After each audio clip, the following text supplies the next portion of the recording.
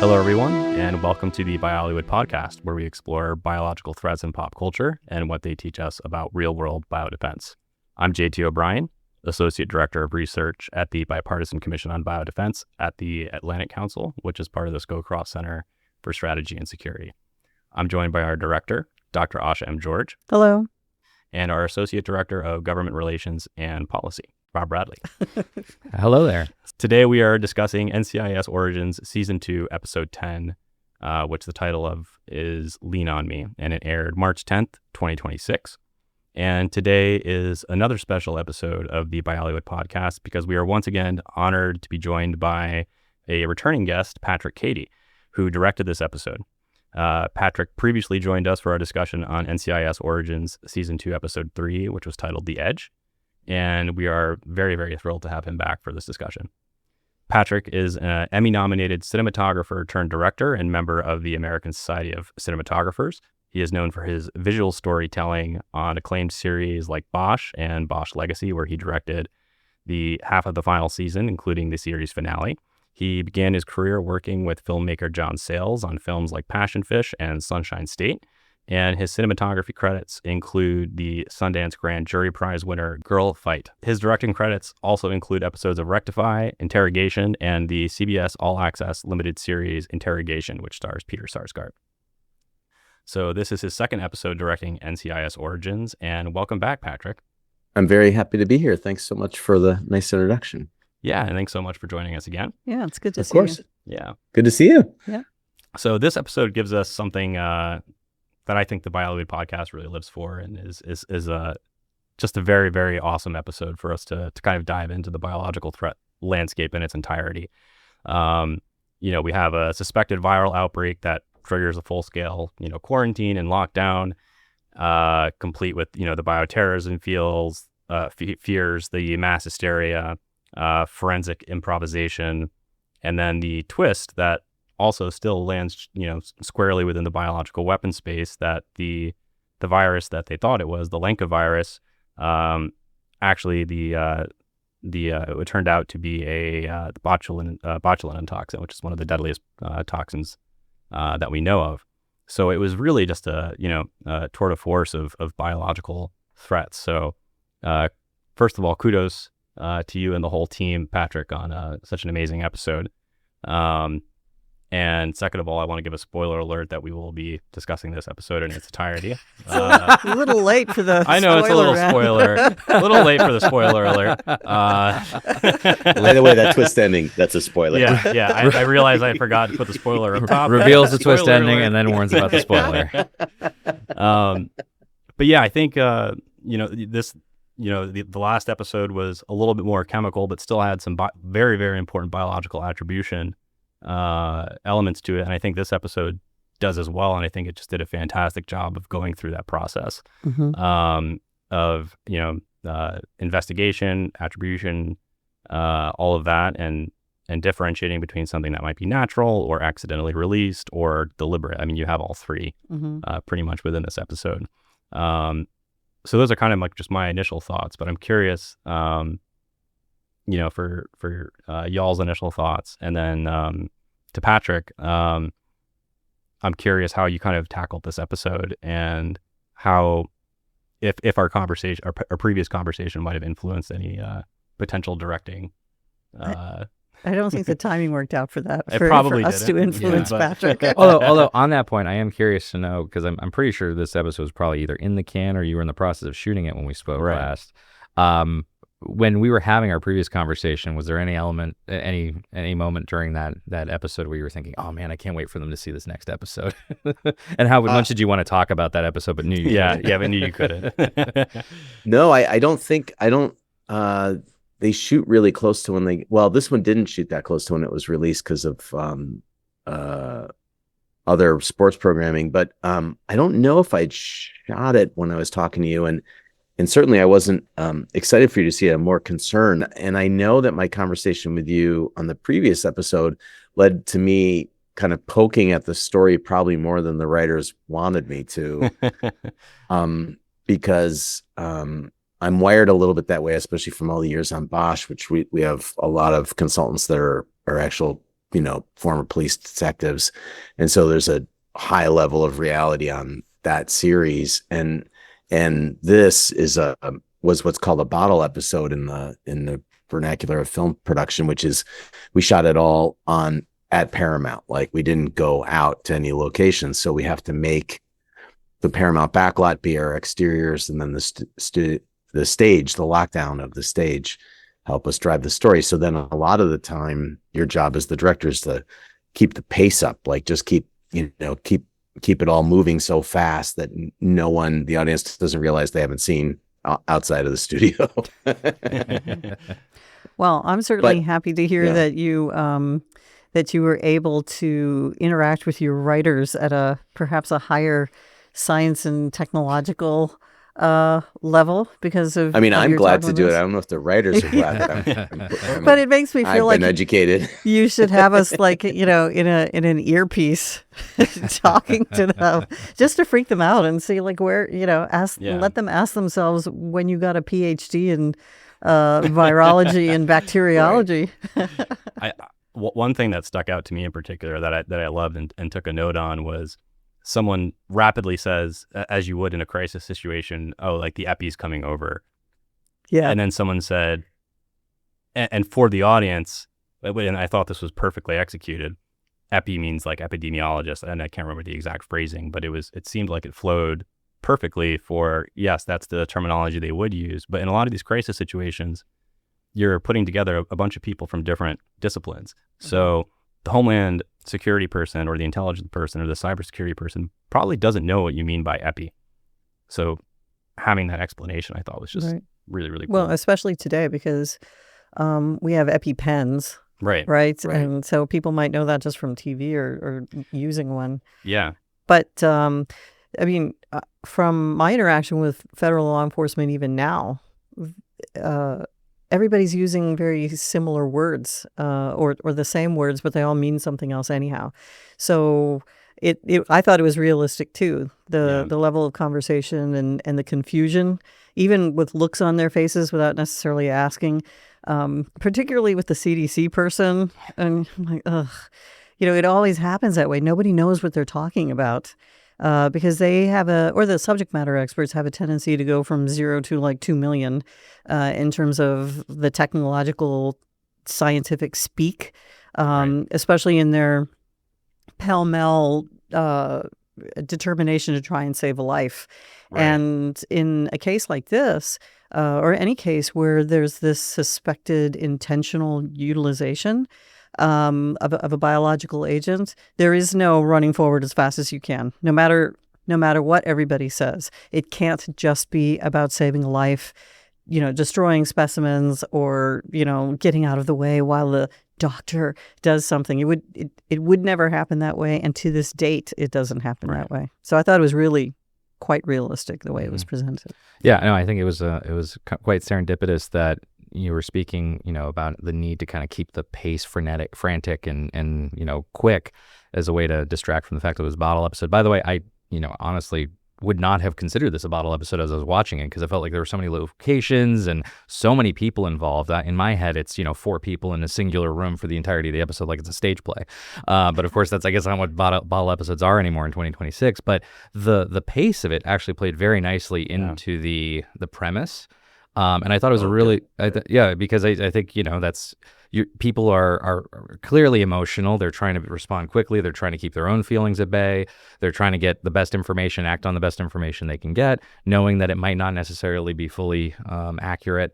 So I thought that was well done. And I took note of the fact, Patrick, that was also kind of a cool juxtaposition to the previous episode that you had directed, which felt a lot slower and methodical, and there were a lot of more opportunities for intimate moments between 2 actors, in a literal isolation chamber, which was that refrigerated room where the body was being kept. And then you compare it to this, which just felt like it was a whole bunch more people, everyone all over the place, people at a hospital worried that they have the disease.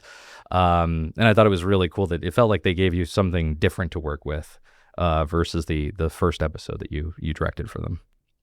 Oh, I was really honored. I got asked back based on the strength of that first episode. They were so happy with it. So I was really, really honored to be asked back. And I also feel like, you should take some credit too, because the showrunners, this episode was written by one of the showrunners, and they had gotten the research in that episode 3 via the research that the team had done in contacting you. And so I feel like some of that tech speak is coming out of the research that's collaborating with you guys, which is really cool.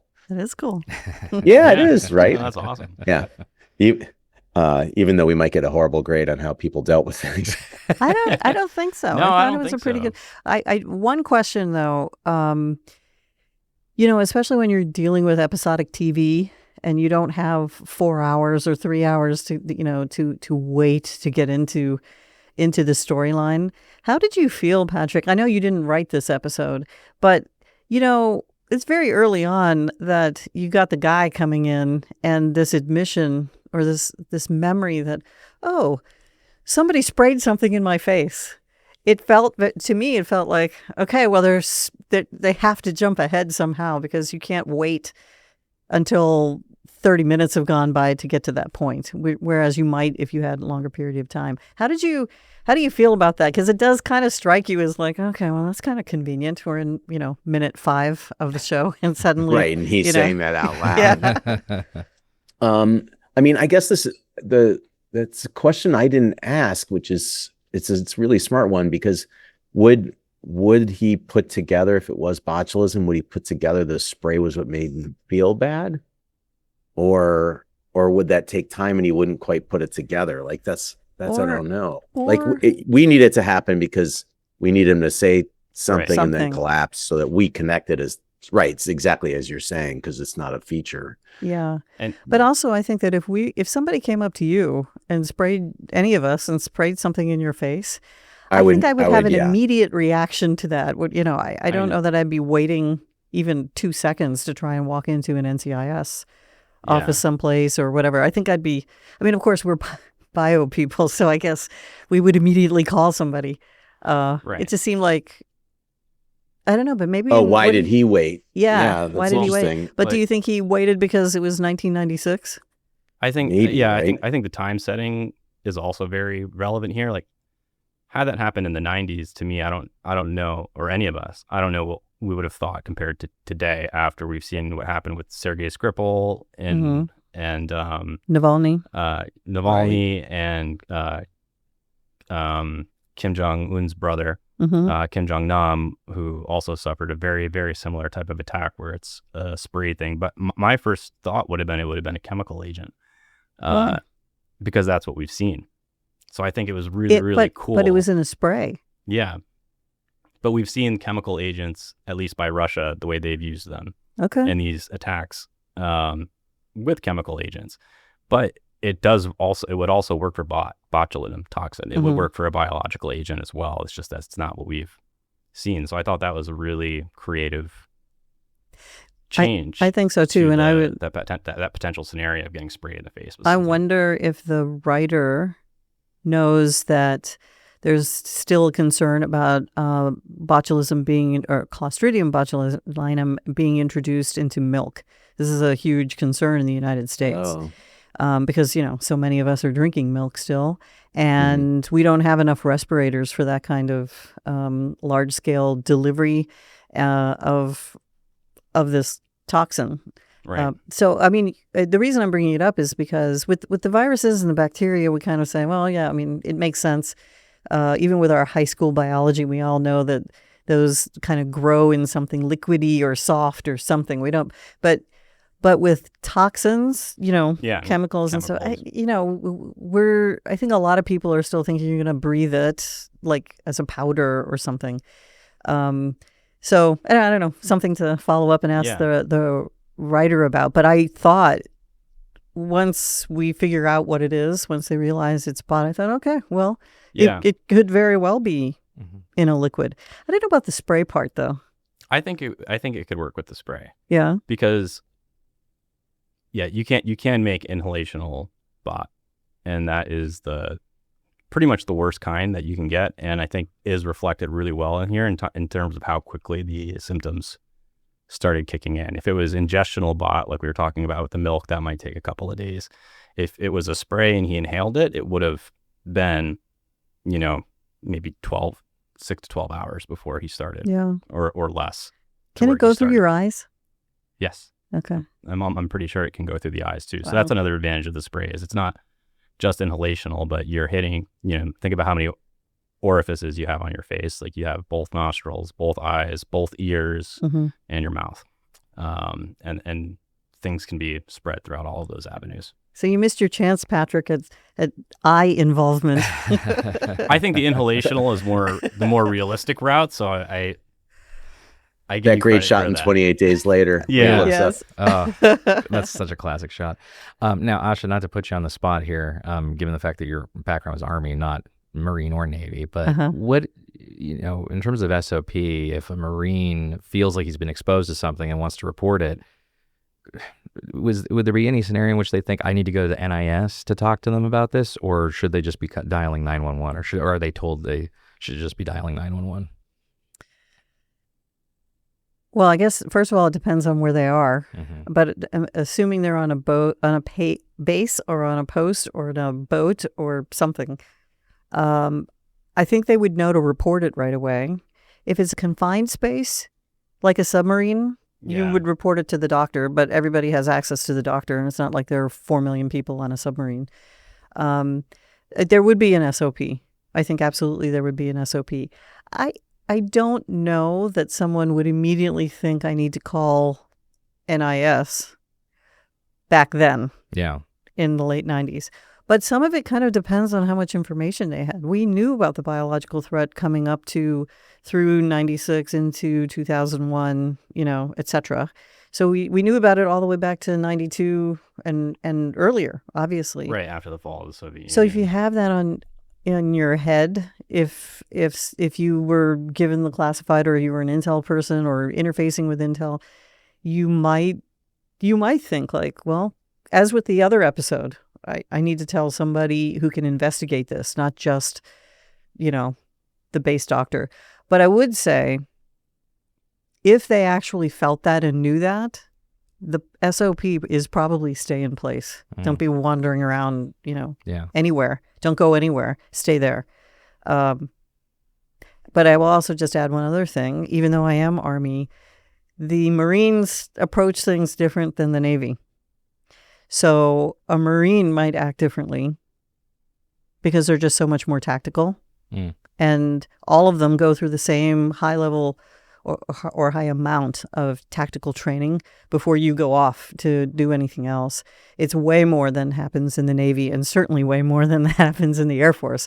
It's closer to what happens in the Army. So a tactically trained person wouldn't necessarily think biological, chemical, or whatever, but they would think somebody just sprayed me. This is a highly unusual situation. I have been sprayed in the face with something. Tactically, I have been attacked. So who do you go to when you're attacked? That SOP would come into play. Yeah. That's what I think anyway. Yeah. But I don't think it would be highly unusual either for somebody to say, well, you know what? This is striking me as weirder and weirder.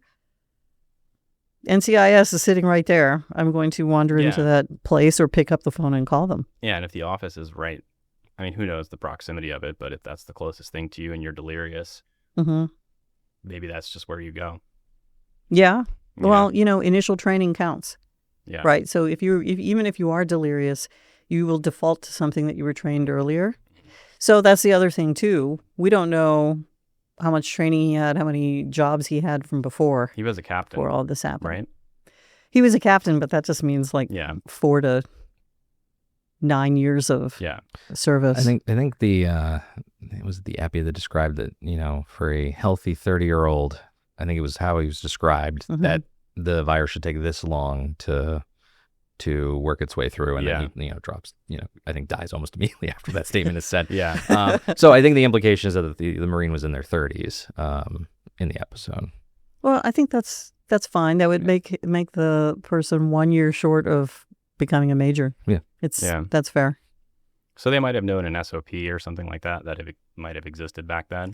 Well, you know what? I will add one more thing. It's Pendleton, right? We were at Camp Pendleton. Yeah. It's a much more tactical base, a much more famous base, a place that would be better prepared for being attacked than some of these other teeny tiny places all throughout the country, or some of the places that are further out in rural areas.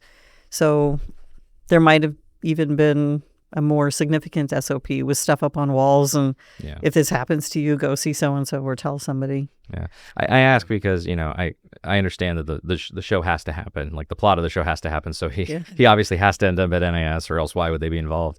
But, in real life, I think we would want and hope that individuals who are feeling unwell to the extent that they think that they might have something, or in this case, a member of the military who knows he's been attacked with something aerosolized, that he wouldn't just be trying to report it to investigators, but also try to alert medical authorities to get attention, an ambulance or something along the way. So kind of a dual track reporting process, I think, would be preferable there. I agree, but I'm trying to remember, when you breathe in botulism, how much time do you really have, and what are the immediate impacts? How sick do you start to feel? How much is your body taken over by symptomology? Because the worse and worse you feel, even if you have been trained a ton, decision-making goes down the toilet. you're just ill. Right. As we all are. What happens, and also, how many times do we all sit around and self-diagnose? Right. So even if it was inhalational, it could still have affected his GI tract. And if it's affecting him GI wise, we are all so fond of saying, well, I have food poisoning, and doing nothing about it. Right. Right. So, but food poisoning would point another direction. I should tell a doctor, or maybe call 911, but ask to speak to the medical side first. Yeah. Yeah. Yeah. So kind of like going down this line, Patrick, there was a lot of anxiety and panic and paranoia in this episode amongst the characters. You had the quarantine team, their anxiety, the paramedic, kind of having his like escalating paranoia arc, the hospital crowd's hysteria. So how did you kind of calibrate like the emotional register of each of those? As you were directing and as you were kind of going through that, because it's a lot going on, and it seems they came across very well. Mm-hmm. Oh, good. I'm glad. Yeah. I mean, the main thing that we're pivoting the episode on, right? So there's a thing called I think we talked about this last time, but there's a thing called a tone meeting, where you as the director talk to the writers of the show and figure out what things are important in each scene. So there's some calibrating. You're getting the sense of, because the writers know the script better than you do, because it came out of nothing.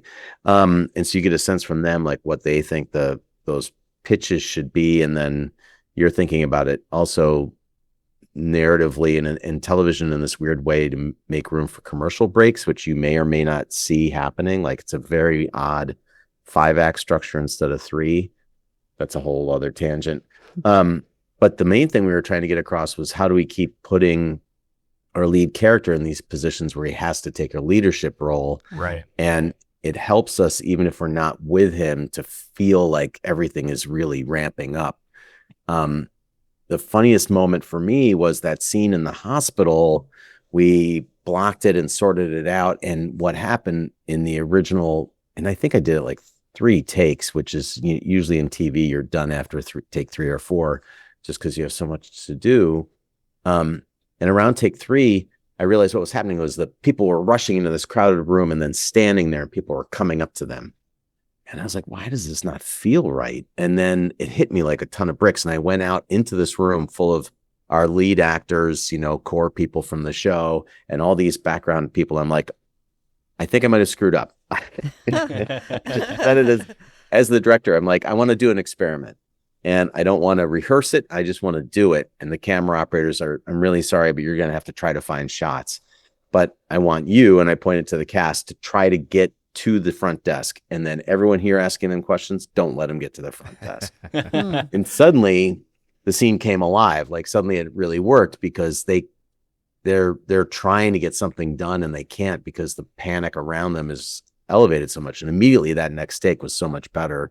We did like one more and then moved on, because now it had the right feel. So it's this very tricky thing. And I the way I equate it to is when you're making something, a film or a TV show, you're kind of building the museum and looking at the art in the museum that you're building and reacting to it. So you have to be the audience as well as the architect. And that's a really interesting, that's kind of what I love so much about filmmaking is, I have to be on my toes and at the same time, not so involved that I miss the way an audience member might see it. And so it makes me very happy to know that it felt like that escalating thing to you. Definitely. Yeah. And with that hospital scene in particular, I think I think what you did was perfect because it almost felt like a scene out of The Pit. Oh, good. You my God. Wow. I couldn't. That's very high praise. I'm going to leave the way, now. The way Nice that... talking to you guys. But yeah, it felt very similar to that, like where it's that frantic, emergency situation. And that's how it is in an ER. You do have, doctors and nurses have to fight their way through that crowd. Well, right. Not that we want to spend too much time talking about The Pit just now, but I think it's the very last episode of this last season where Dr. Robbie is trying to get somewhere. He's trying to leave. Yeah. He's going to go on leave, and he's just constantly stopped by all these people running up and asking him questions. Right. But it is, I think it is very realistic. Yeah. Very, very realistic, especially, even now, look what happens in the middle of identified crises. Not only is everybody running around, everybody is trying to get information. And the more you identify who actually might know something, the more people are all trying to get to them. Right. And trying to congregate around them and get that information. Yeah. And then, you kind of get into this game of telephone. Mm-hmm.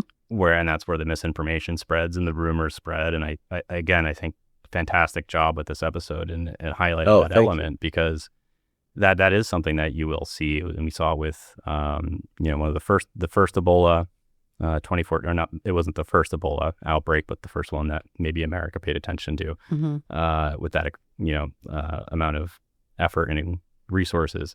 But there were people worried going to the hospital, taking up those resources, those rooms. So I think addressing that and addressing how we've had hantavirus come up recently. We've had Ebola come up recently. We've had Mpox come up recently. And not all of these things are going to be the next COVID. Mm-hmm. But especially after COVID, I think the worried well situation gets worse. So I think it was really awesome to point that out, that it is a concern. And it does happen. And it does even happen to medical professionals like the paramedic. Well, I just want to point out the thing I liked so much about this episode with regard to information is that it was an evolving storyline. Yes. It started here and now it's over here. It's over here. It starts with a virus. Well, it's not a virus. It's something else entirely. We don't tend to allow for that, I don't think, in society very well. Remember how angry everybody got with poor Tony Fauci? With his initial information about, he kept saying it too, the situation is evolving. We're learning every day. Learning, but nobody wants to hear that.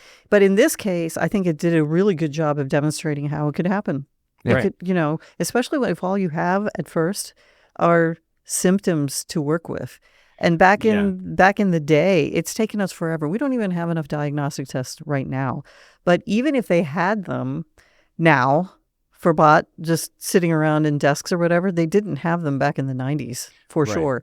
So regardless, whether you're talking about inside a naval base or a Marine Corps base or in the hospital, they would have been drawing blood and getting specimens the way we see, and then sending it off to the lab for somebody to look at. Right. And even then, when you don't know what you're looking for, they're just testing for all kinds of things, and they're back to relying on the symptoms in order to refine what they're going to test for. And back then, the diagnostics were not, and I think that was really important to show because it was a question that I had, and then I had to remind myself it's in the 90s when they were talking about it could be the Lyme virus.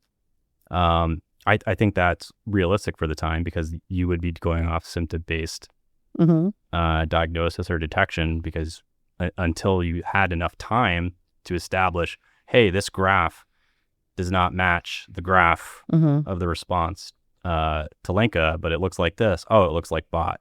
I think that was just really, really well done. And what I liked about this, the approach to the threat in this episode, you know, and I think we've talked about this in the context of other media that we've reviewed, is because it's fictional, you don't have to wrap your head or get caught up too much in, well, what it actually would have done. And more importantly, it adds to the mystery and fear inducement to the public and to the people who are in the room because they've never had to deal with it before. Right. There is not a whole lot of information out there. I think they said the last known case was in 1924 or something like that. Yeah. You know, so there's I'm like, How you would don't they really even know know? anything about Yeah. this. Exactly. Well, I did have a question about how he had that line graph for this disease that hasn't been seen in 70 years. I will admit it is possible. It is possible? It is. We have the 1918 flu, so we can. All right, fair enough. Okay. But you know, there's really, the 18, you have a graph for that flu. Yeah. There's the sequence and for that specific flu strain, we do have it. And does the common cold look similar to it? The common flu is derived from that strain. So if the 1918 flu came back today in its original form, odds are we would probably be mostly fine because most common flu strains evolved from that one. So we all have some level of immunity to it. Right. Yeah. Fascinating. Yeah. So cool. But yeah, so I liked how there was some mystery involved. We think it was in a biolab in Mexico. Who knows what they're doing? If it was actually there or what they were doing with it. So I think that the unknown nature of this threat played into the chaos and the uncertainty of it all, and I really appreciated that. Mostly because I couldn't poke any holes in how how it would have behaved. Yeah, I also thought. Adding to the confusion element of it, which I think is integral to these kinds of situations, the dog getting sick. You had me there. Well, yes. actually, was it zoonotic or not? Yeah. not just the moment with the onions, which I also thought was a great scene in and of itself, but just even the acknowledgement early on in the episode of, no, we have to keep him in lockdown too. We don't know if this is transmissible to animals. It's like, thank you for thinking about that. I really appreciate that. Yeah, but did you really think we needed to see like Mike get all emotional about it? I think so. It's a dog. He's very emotionally invested in that dog. and if this thing is transmissible to dogs, that's not just his dog. That's everybody's dog. What do you think, Patrick? Oh, me? Yeah. The audience loves nothing more than a tough guy who has a soft spot for a pet. That is the true sign that they're a good egg, is if they really feel strongly about a pet. That's a good point. I'll have to keep that in mind when I'm dating. The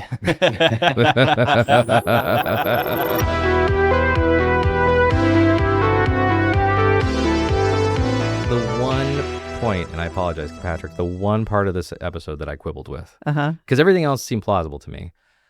I had a tough time thinking that professionals within the military or within the medical community would rather have inexperienced naval officers try to cut open a deceased individual to try to obtain a sample from the lungs, rather than send some, a experienced epidemiologist in there with PPE to do it themselves. Well, I don't know about that. I'm trying to remember what did they think at that time. If they thought it was Linka, is there a cure for Linka in this? I don't think they say that there is. So if there isn't, like speed might be. It's speed versus. Well, I think there's some ethical questions here. Are you going to send somebody in or not? If you were going to send somebody in, it wouldn't be like the state person. Yeah. It might not even be the CDC person. It would be the Linka virus. I would send who's probably sitting at USAMRIID. Yeah. Yeah. Or back then, I think there was a naval pathology entity that was dealing with viruses and such, too. But there's another angle to this, which is this occurs on a federal facility or military facility, but it's inside a locality. So state laws and everything apply as well. So we don't see it, but somebody might have decided, like, they're quarantined. We might allow a specimen to come out, but we're not sending anybody else in. Yeah. Oh, interesting. And I also think the speed element, too, like if the Linka virus is this bad and this serious, you need that sample quickly. You cannot wait 8 hours for that person from USAMRIID to jump on a plane and get over there. Yeah, but I will say today, yeah, there are people trained in the state public health laboratories and at some of the university laboratories that could do it if they had adequate PPE. And I don't know that everybody does. yeah. I think it depends. If there happened to be a Lenka expert at, I don't know, what's the university closest to Pendleton? I don't know, UCLA, UC whatever. Then Maybe, yeah. like if it happened in Arizona, Paul Keim is an anthrax expert. If we suspected anthrax, Paul would get up and go over there with whatever PPE he happens to have because he's doing research on it. So, there are other ways it could happen. But I want to emphasize again, the state has a lot of authority, especially when it comes to quarantine. Right. And everybody's doing something different like they do now. So somebody might have decided. We just don't see it. And I think, there's also we have three things going on, right? We have a state and local issue, we have a federal issue, and we have a military issue. So maybe the state said something like it's okay, or maybe the CDC said, hey, we're here, we're standing here, we're ready. But if the Marine Corps says no, that's not what we're all about. We're quarantining, and when we have a quarantine, nobody goes in or out. We might allow a specimen to come out. They take precedent. This is to me, this is the magic of the writer's room. Like Gina, who's one of the co-showrunners, wrote this episode, and for me, like the scene when all the experts are in that office, which we as the audience are brought there because our team is concerned about their friends, right? But right. She gets all this sense of how big it is through that scene, right? And I wonder, I don't know if there were ever discussions like, oh, we need, does it help if our team is getting off the phone with a reason, like a more solid reason why their person has to do it, and then that just doesn't pass the expedience of the storytelling? Because it's super interesting. This was the exact point I bumped on too, because to me, I didn't know if, it's also hard to tell as that audience member making the thing. I didn't know if the ticking clock aspect was strong enough, or if that should have been like, look, the experts are, they won't be ready for 36 hours, but we don't know what's going on because this died quicker than he should have. We got to do something now. And the only people who have been exposed are, like, I don't know, like, but then at that point, are you starting to explain to the audience too much what you're about to do versus just doing it, which is bad storytelling. So I'm glad I'm not the writer. I think that if you need to get a specimen quickly, and we have not determined that we need that, but let's say we needed to, right? You do have the advantage of a bunch of people standing around that were also exposed. So those people have already been exposed. Now we don't have to worry about gloving up and,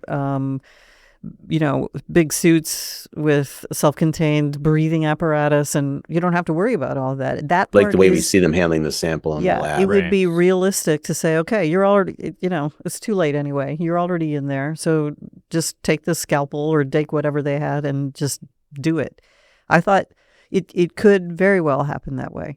Absolutely. Yeah. And there's a brief line about it in the whole conversation, telling him he's going to have to do it. Yeah. And I would also say, being a Gibbs fan, if a good leadership anybody moment. was going to do it, It's a good leadership moment. it would be Gibbs, right? He can do it. He can do everything. Right. And it did feel like a big theme of this was him kind of stepping up to that leadership role. So I understand trying to balance having him do it. Yeah, but I have to say, have that kind of hero moment. I know that this show is all about showing his development, but I can't believe he was so wimpy to start and turns out the way he does, Do you? Oh, you guys don't watch the show as much as I do. I haven't seen as much as you have, so I don't know. It's a.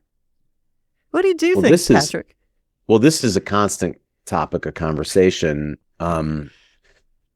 I have strong feelings in general. And it's funny, the show I'm working on right now is also a big character prequel.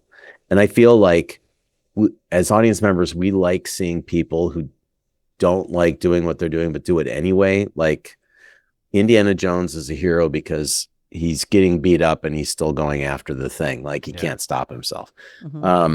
But he's not great at it. You know what I mean? Like that's why we like him. And so I don't know, but there is this other thing too of like, well, we want to watch someone who's really in charge and knows what they're doing and knows who they are. And that's aspirational to watch someone like that. And so I think this whole show exists on that razor's edge of, we need to see someone who's in development. And unfortunately, we have a cast where they're game to show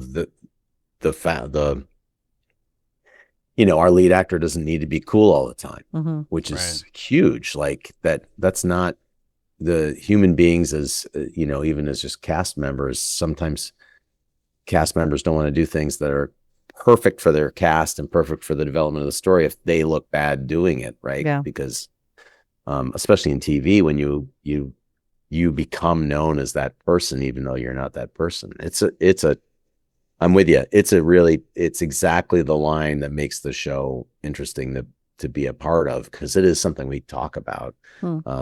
Even in between, like trying to get nuances of performance figured out with the cast, because the cast knows their characters now more than any single director will coming in.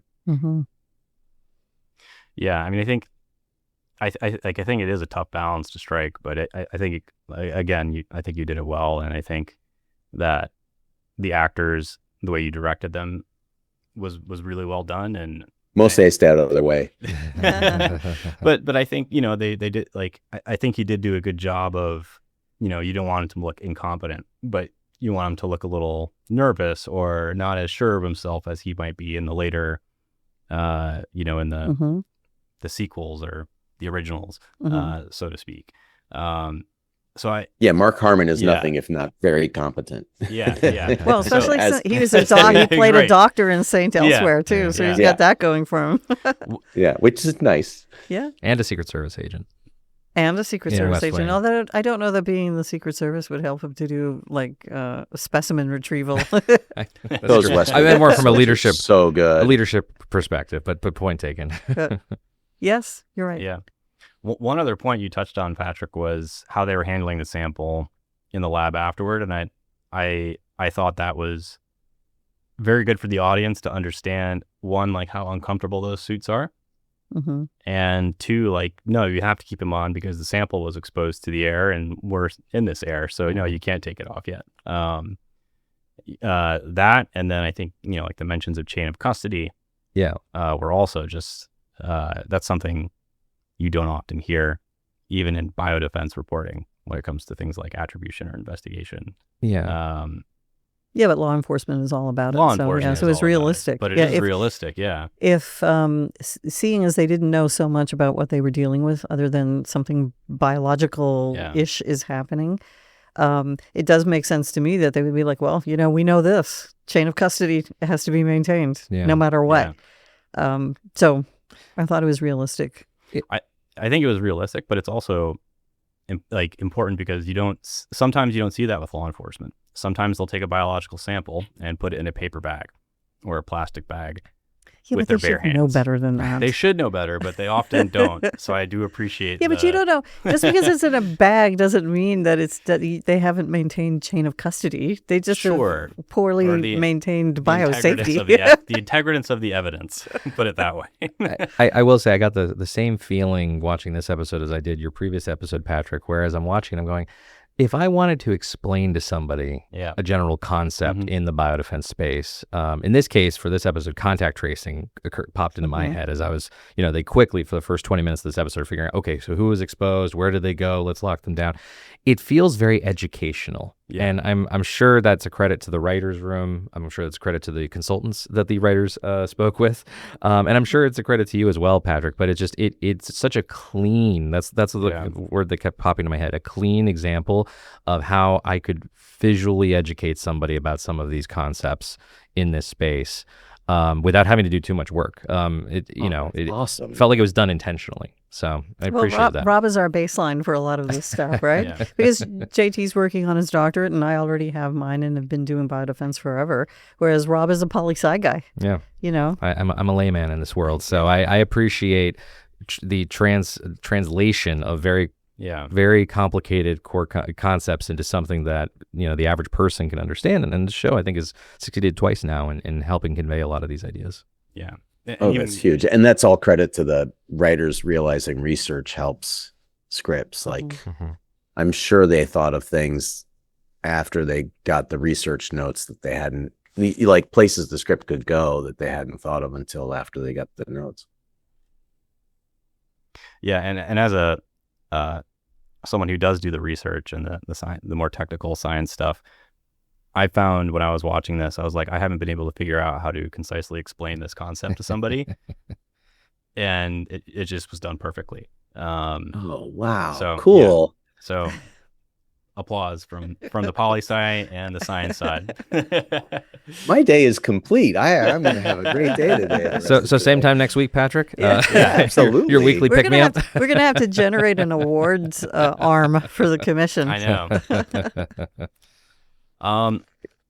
So one other question, that I kind of had, with the quarantine specifically was, and since I know you've done like cinematography work for, most of your career, how did you handle that, tight space kind of quarantine cinematography? Well, there's a couple tricks. So, the good thing is that space is big, but there's, this is kind of talking out of school, but in that main set that the desks are in, sometimes you will see big vertical support poles that should be in that room. And other times that pole will be gone. But you can move the camera around. And the one scene, the one thing that in talking to David about one of the other showrunners about, really keeping the pace up, I was like, okay, I want to do one shot that's as close to a West Wing shot as I can, which is when they're finally on the walkie-talkie trying to figure that out. We created a Steadicam shot so that it keeps the camera keeps handing off from one member of the team to the others, starting on the walkie-talkie, and we kept timing it every time we were doing it. And finally, we got like a page of dialogue out in like 30 some odd seconds. I was like, all right, that's probably fast enough. We won't have to cut it. And there's this process in television where the director hands in their cut and then the showrunners make changes to it, and then the studio gets it, and then the studio can make, give notes to the showrunners. And so I kept waiting until it aired to see if that shot survived, and it did. And I was so happy that it had. And so that's not really about the feeling like they're stuck in a place, but much more about them working as a team. Right. For feeling stuck in a place, that little conference room upstairs is really tricky because it is truly on a second floor. We use almost like a forklift to get equipment up there, and none of the walls come out. A lot of time on sets, the walls around you can come away, and there's a trick I like to use where you don't let the sensor of the camera, basically the brain of the camera, leave the room. Like, I never let the eyeball leave the room, so you're forced to use lenses that you would use if you were stuck in the room. But in that room, you can't even let the dolly get out of the room. You can't let this 3 foot by 6 foot thing that weighs 300 pounds get out of the room. So we used like dolly with a little arm on it to get over the table. Like, there's a lot of, to be able to move the camera around and really chase the story where you're not thinking about how the camera is moving. Sometimes that involves a lot of prep. And so luckily my background in cinematography really helps in knowing, like, I can start warning people ahead of time about the way we're thinking of shooting. And I actually know, when the cinematographer looks at me, he's like, ooh, I understand why they're making that reaction, and we can have a conversation about. And then even to make your day, to get all the shots you want on one day, like, oh, well, we should do that shot first and then get that equipment out of there, or we should, however we do it. Yeah. That's very, I don't know if that answers the question. Yeah. It sounds very complicated, but speaks to the fact that it's an art form. Yeah. It's Tetris. It's all Yeah, Tetris. it's all Tetris. And as a huge fan of The West Wing, I appreciate that you were inspired to do that walkie-talkie scine by the. So instead of a walk and talk scene, you did a walkie-talkie scene. I did a appreciate walkie-talkie, walkie-talkie. Yeah. I wish I thought of that on the day. That's a good. Okay, there was one other question that just popped into my head based on that last one. Did you guys shoot in an actual hospital, or did you have to build a set? Because I you will love what that hospital was. Because I've heard it's very difficult to shoot in hospitals. Yeah, it's tricky. There used to be one here in LA that was closed, and kind of everyone shot in it. And I think the Pit has taken it over, or I can't remember if the Pit's done that or if they're working on they've built a big set. But there are fewer now, and so but we also, in the bottle episode of it, we had to try to make that work on the lot. And so that hospital entrance is the lobby to the marketing building at Paramount. Oh, wow. Yeah, really, really well done. Like when we were scouting, there were all these big like cardboard things for movies. Like there was a big SpongeBob cardboard thing that would, you'd see in a movie theater that was in the lobby, and we were all joking like, well, that has to stay, right? Or like, just explain it away somehow. We did cheat on that one, and there were some doors that you never saw that go to the outside, and we had one of the cameras out there shooting longer, so that in that rule of keeping the camera in the set, it makes the set feel a little bigger, because even though it's a tighter shot, everyone knows enough to know like, oh, that's a longer lens from further away, so this room is bigger than I'm seeing. And it's not like you're seeing every inch of that space. That's awesome. Yeah, because I've heard I've just seen on a couple of and then the hallway that he runs, like he runs out of that room down a long hallway. Those two locations are complete different ends of the lot. And we're just using, you couldn't even tell, editing and a little art direction to bridge the gap. Well, I think what's so interesting about this to me is that you have to be careful when you're trying to portray a hospital, because everybody's been in a hospital, and everybody, down to the smallest child, right? Everybody's been in something and has a sense of it. What does it feel like? What would it look like? So if you just don't put in that kind of time, then everybody who's watching is going to go, well, first of all, they're just going to be unimpressed. And then second of all, it'll take them out of the storyline. It doesn't look like a hospital. And so I'm not going to pay attention to what's happening there. Right. Yeah. Something doesn't feel right. And the other thing that's interesting is that a producer, McKelly Greco, is smart enough to be like, we should spend the money on extras here, so that this place is really full. Because if you pause a frame and count everyone and know that you're not repeating them outside, you're suddenly, every one of those people is a cost, and you could get tempted to try to. Then it limits the way I can shoot it, and I wasn't like you have a big enough wide shot that you see the place is really packed, and then all the other shots make sense. Do you have to? Do they give you a budget? Do you have to put in or do you just get to say, I need, 400 extras here, and then see also if somebody else? Okay. You have a lot of meetings. So on a network show, the typical pattern is that a director gets 7 days of prep, 8 days of shooting, and then 4 days of editing after the editor has their cut. So those 7 days of prep, you usually jump right in on the first day and you're off looking at locations. And if there is a problem, like if you creatively can't get your head around a location, you start expressing why. And so like we looked at different possible places for the little foot chase and jumping over the back of the car and everything. And each of them were possible, but the one we ended up choosing made the most sense and was the kind of cleanest for getting that point across. And the connecting hallway to me was really helpful. Like some of the other locations, they would have just run out of that frame and then burst out of a door in the back. And when I was looking at that one, I was like, oh, we could make this hallway connect. And even if it's brief, you would believe they're really running out the back door of a hospital. That might help. you just have to kind of trust your gut on some of those things, and then talk it out with the team. But yeah, you're constantly kind of, you do a little horse trading. Sometimes you might be like, oh, well, we need more people here, but maybe we don't need this.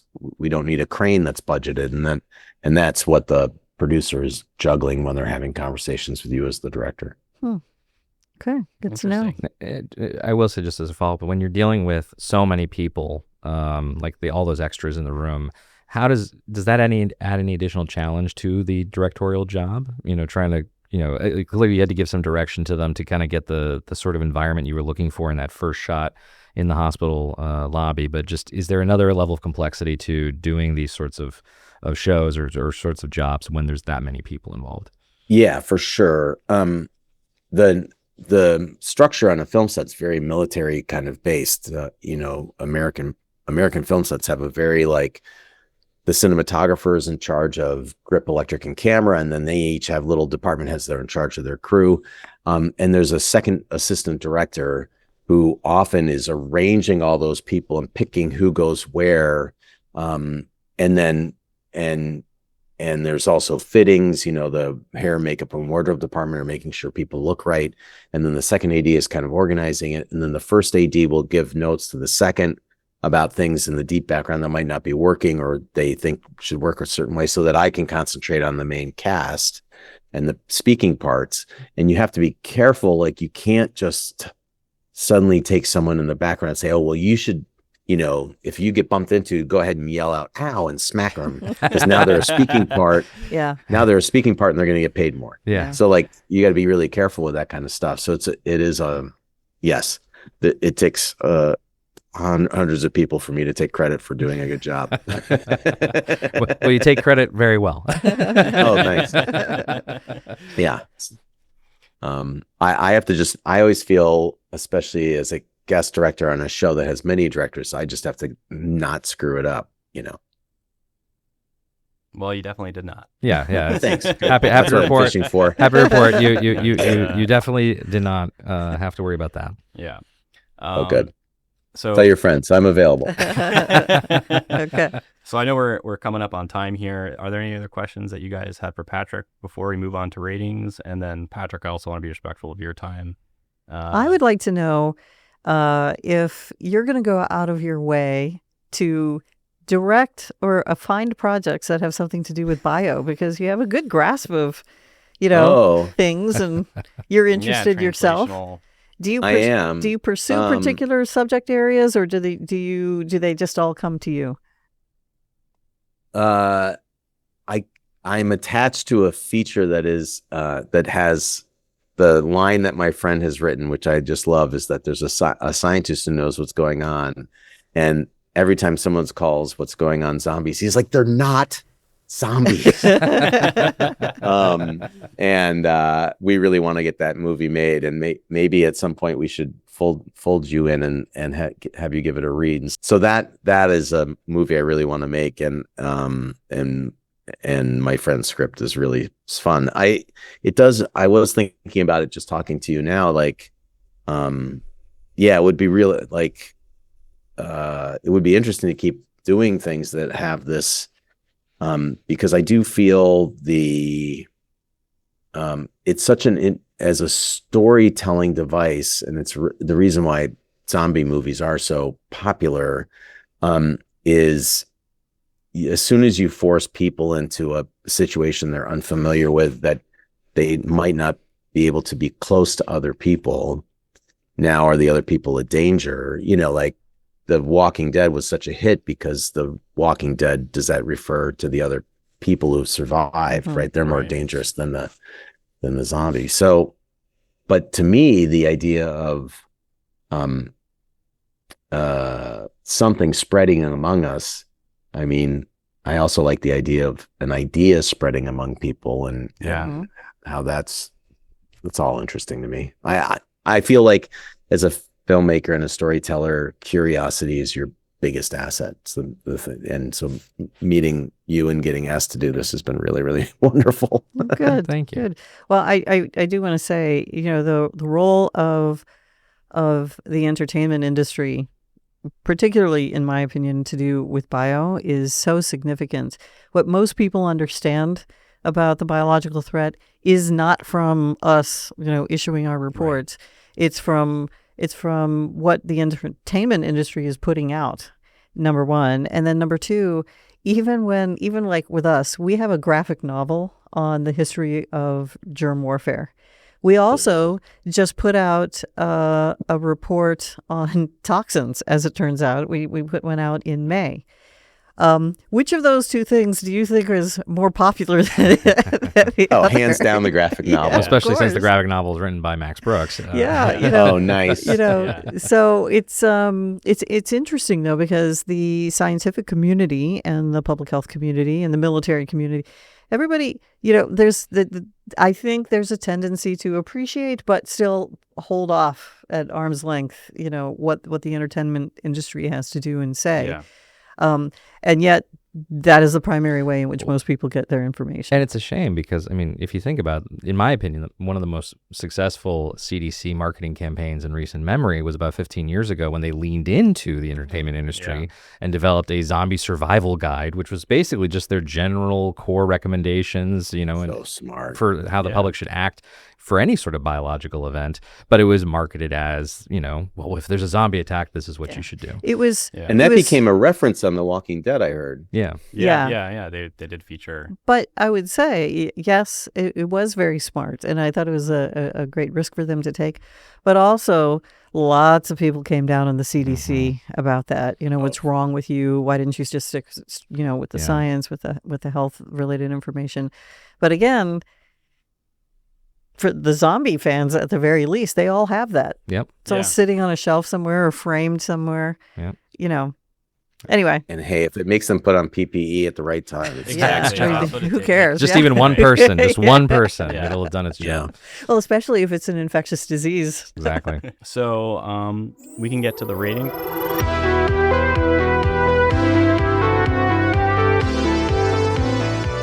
So first category is relevance to commission recommendations. I think this deserves high marks because I think it covered basically the entire spectrum of areas of recommendations. Not medical countermeasures, but otherwise, yes.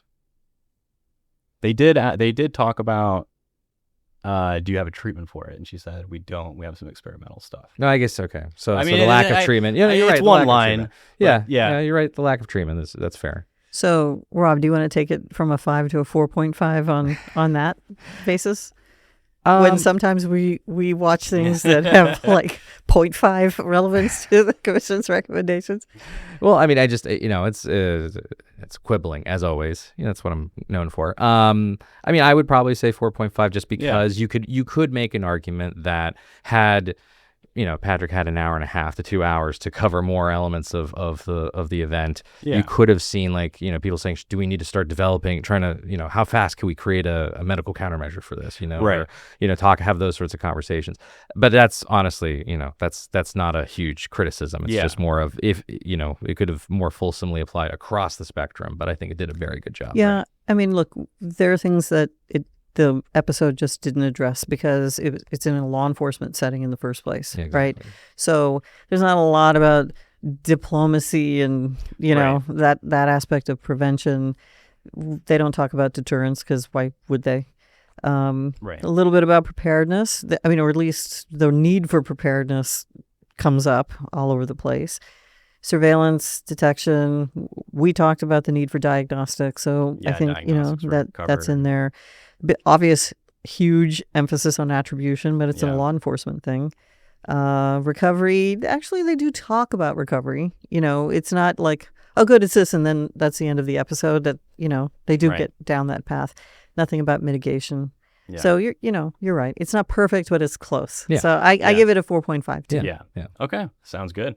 And I do also appreciate that even though it didn't cover everything, it covered less aspects of biodefense that have gotten less attention, I think. Yeah. Yes. So, absolutely. Definitely. Yeah. Scientific accuracy, I would give it a 4.5 to 5. I think the only scientific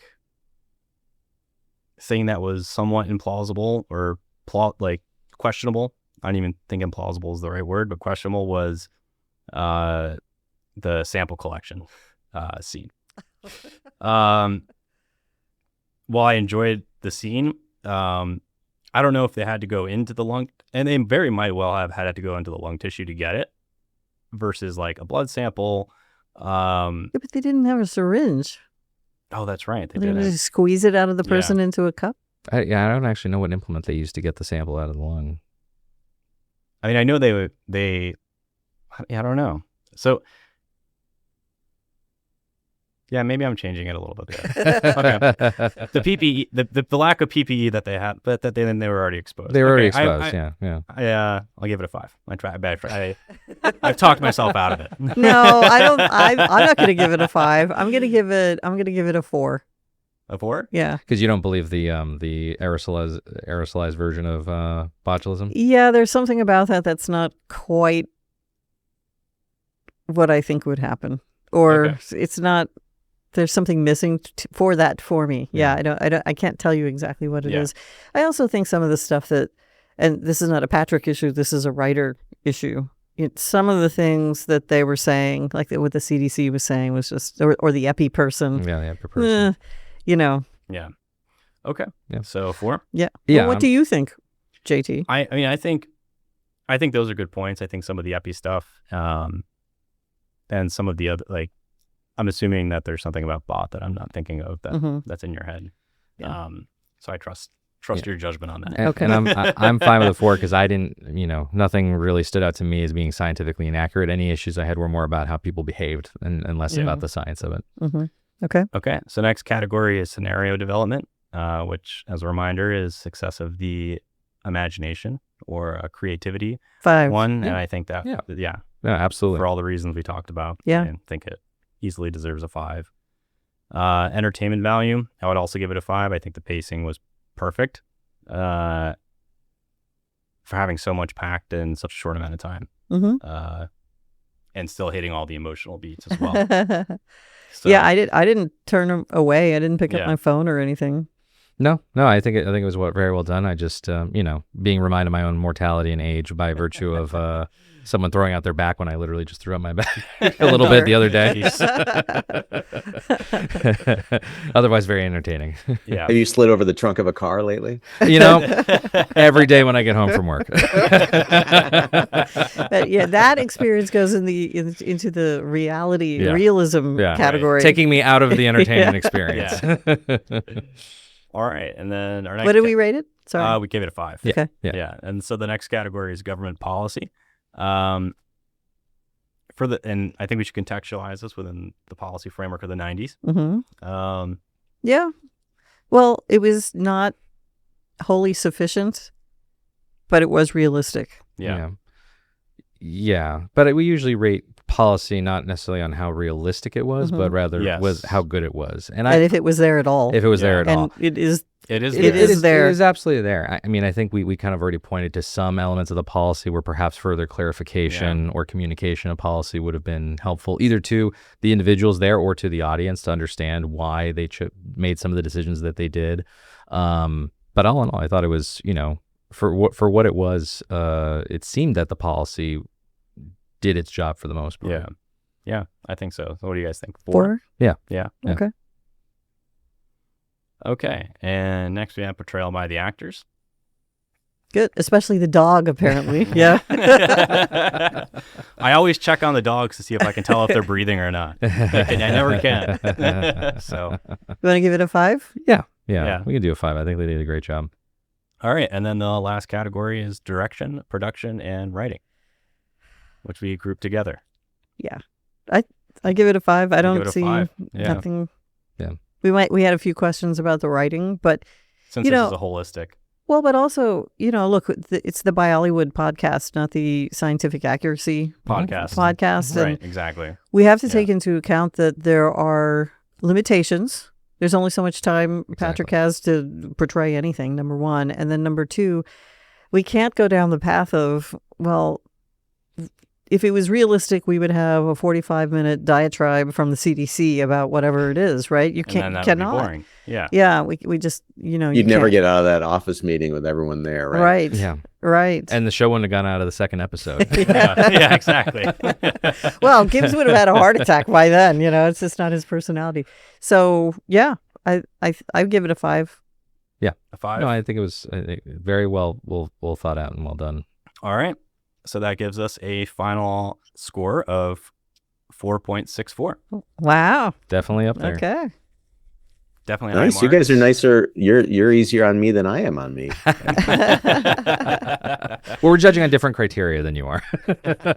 Yeah, we have to figure out the ratings categories and criteria, because I think even we disagree with some of the results that we end up with. Well, what happened to explain it, Patrick? Every other thing we judge, the government policy is usually terrible. Yeah, so exactly. it just weighs down non-existent. or That non-existent. tanks the So it just tanks the score. Everything else we always rate a 3.7. That's right. Yeah, 3.7 is Have you guys done War of the Worlds? I'm curious about the Spielberg Not remake yet. of War of the Worlds. Great point. There is a biological threat element at the is. end. I forgot about that.